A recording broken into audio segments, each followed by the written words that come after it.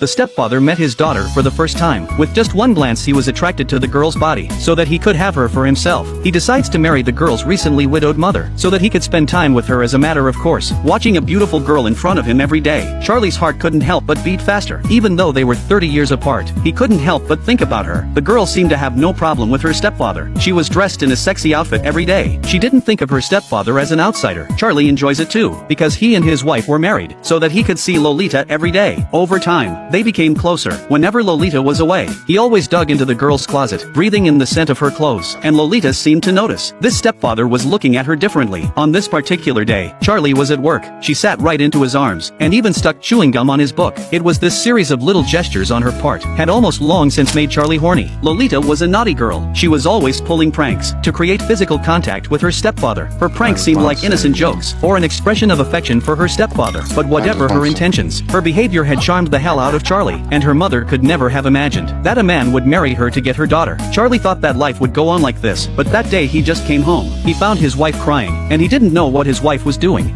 The Hayes woman, the fat cow, the obnoxious mama. His wife had read his diary. Charlie was in a state of shock. The diary was filled with his complaints about his wife, and his love for Lolita. Charlie was in a trance as he watched his wife fall apart. His mind was racing. How was he going to explain this to his wife? If he couldn't think of the perfect reason, that would mean he'd never see Lolita again. In a trance, he suddenly received a phone call. That's when Charlie realized his wife wasn't in the room. He rushed out the door to look for her, but the door was full of neighbors. Charlie went to the front and realized his wife had run out of the house crying. She ran into an oncoming car. The impact killed her instantly. Looking at his wife who fell to the ground, Charlie suddenly had a feeling of relief. For him, the death of his wife is not a bad thing, because then he could be with Lolita.